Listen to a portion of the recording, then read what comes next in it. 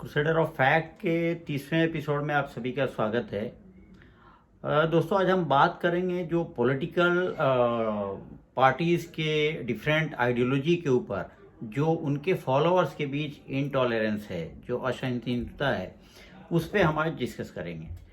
आज आपका हम ध्यान आकर्षित करना चाहेंगे कि आज़ादी के बाद जब से डेमोक्रेसी इंडिया में नाफिज हुई, लागू हुई, तो उसके बाद हम स्टार्टिंग के दौर में नहीं जाएंगे क्योंकि उस टाइम तो मामला वन साइडेड था और अपोजिशन बहुत स्ट्रांग नहीं था। मैं आपको एग्जांपल देता हूँ। 1984 में श्रीमती इंदिरा गांधी के असैसिनेशन के बाद जब राजीव गांधी जी प्राइम मिनिस्टर बने थे तो 1984 के पार्लियामेंट्री जनरल इलेक्शन की हम बात बता रहे हैं।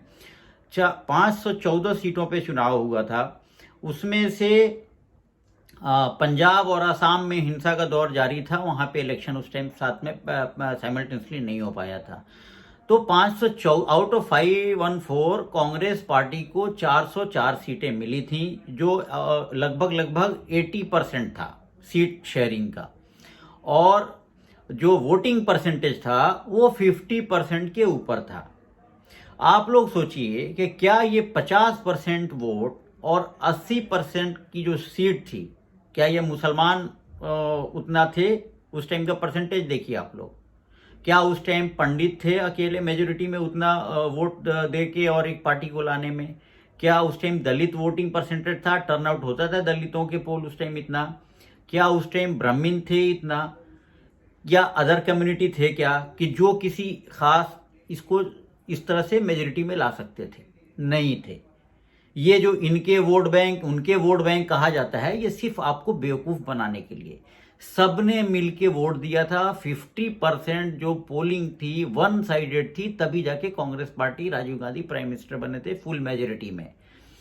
और आज जो हम डिफरेंस आइडियोलॉजी की जो हो रही है, एक पार्टी का एक पैरामीटर से दूसरे का एक, ये तो हम ट्विटर पे, फेसबुक पे, कॉमन प्लेटफॉर्म पे, पब्लिक डिस्कशन में, मतलब एक दूसरे पे गालियां देने पे भी उतारू हो जा रहे हैं। हमने कभी सोचा क्या कि उस टाइम इनको किसने वोट दिया? हमारे पिताजी, हमारे दादाजी, हमारे परदादाजी, इन्हीं लोगों ने दिया ना। क्या उनको अकल नहीं था? आज हजारों लाखों पिताजी हैं, आज की जनरेशन के दादाजी हैं, जो हमसे मच बेटर स्टेटस में रहते थे तभी। क्या वो बेवकूफ थे? क्या उनको समझ नहीं थी? जो बेस्ट अवेलेबल रिसोर्स था उस टाइम, सबने अपने अपने विवेक से अच्छा काम किया, हमें उसका सम्मान करना चाहिए।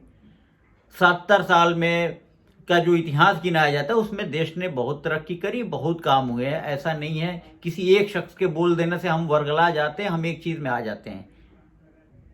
वो एक आदमी, मैं सीधा नाम लेके बोलता हूं, नरेंद्र मोदी जी के मैं 10 वीडियो आप बोला आपको शेयर कर दूं जिसमें सीधे सीधे झूठ है, सीधे मिसगाइड किया जा रहा है। खुद उनकी वीडियो को, 4 वीडियो को मैं दिखा दूं एक टॉपिक के, तो चारों में 4 रिजल्ट आएंगे। चारों में 4 तरह की बातें की गई है। एडवाणी जी का एक लेक्चर पार्लियामेंट में दिया हुआ मैंने देखा था, उसमें उन्होंने बोला था कि सबसे ज्यादा इंटॉलरेंस कहां होता है? मजहबी टकराव में। जब हम मजहबी लेवल पे आते हैं तो एक दूसरे का इतना सम्मान करते हैं। एक पंडित जी एक मुल्ला जी को बुलाते हैं मौलाना साहब कह के, एक मौलाना साहब पंडित जी को पंडित जी करके खिताब करते हैं, जबकि सबसे ज्यादा तो मतलब टकराव वहां की बात है। एक एक के वजूद को नकार रहा है, दूसरे के भगवान को नकार रहा है, फिर भी हमारे अंदर इतना सहनशीलता है कि बाबा हम इतने रिस्पेक्ट से एक दूसरे को ये करते हैं, मिलते हैं और मुखातिब करते हैं। तो ये रिस्पेक्ट हमारे यहां सिर्फ, जो अपोजिशन की बात हो रही है, अपोजिशन तो हेल्दी डेमोक्रेसी में रिक्वायर्ड है। इसके बिना डेमोक्रेसी का हम की कल्पना भी नहीं कर सकते। अपोजिशन अच्छा रहेगा तो ही। अपोजिशन क्या है? जैसे एक बच्चा घर में स्टडी कर रहा है, अच्छे काम कर रहा है, बड़े अच्छे मार्क्स ला रहा है, 99% ला रहा है हर एक एग्जाम में, फिर भी माँ बाप की ख्वाहिश रहती है कि ये और आगे जाए। जहां कहीं भी एक गलती करेगा, माँ बाप जरूर उसको टोकता है, बेटा ये गलत है, इतना देर कहां थे, ये काम क्यों किया, बोलते हैं ना।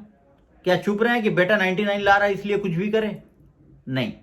जब 99 वाले को टोकने की इजाजत है हर घर में, हर कल्चर में, तो आप समझ जाइए अपोजिशन का काम यही है। एक कंस्ट्रक्टिव अपोजिशन एक हेल्दी डेमोक्रेसी के लिए हमेशा जरूरी है। जो जहां सरकार का ध्यान नहीं जा रहा है, ये जो सरकार नेग्लेक्ट कर रही है, उस तबके के ऊपर उसका ध्यान दिलाए जाने के लिए। तो ये हमें समझना है कि अपोजिशन कितना इंपॉर्टेंट है सरकार के लिए। आप वो दिन याद कीजिए जब अपोजिशन में 2 नेता होते थे, तब भी कितना रिस्पेक्ट दिया जाता था। क्यों दिया जाता था? क्योंकि एक हेल्दी डेमोक्रेसी में और उनके अपोजिशन के रिमार्क्स को निगेटिव नहीं लेना है, पॉजिटिव लेना है। सत्ताधीन जो सरकारें हैं, जो भी है, ये तो आती जाती रहेंगी।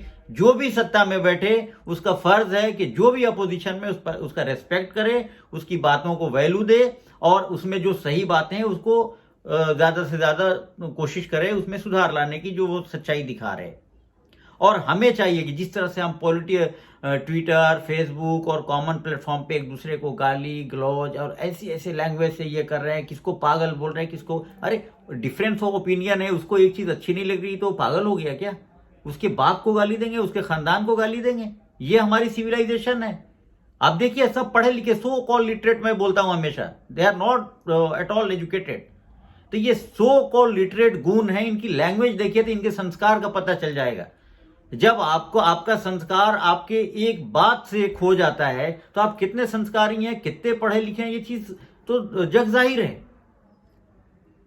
तो हमें ये चीजों को थोड़ा सा आंख बंद करके सोचना है, हिस्ट्री को देखना है कि बाबा ये 70 साल के इतिहास में किसने वोट किया?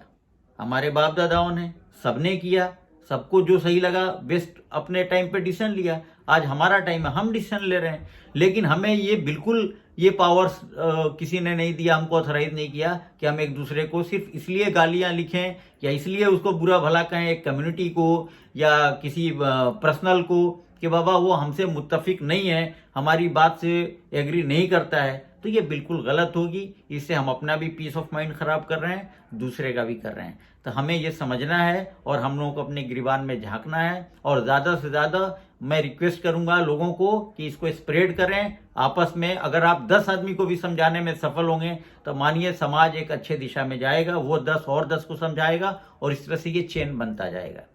तो आप लोग इसकी तरफ ध्यान दें और इस तरह की छीटाकशी से और मतलब अनपार्लियामेंट्री लैंग्वेज जो राइटिंग में आप लोग शेयर कर रहे हैं और लिख रहे हैं, उससे बचने की कोशिश कीजिए।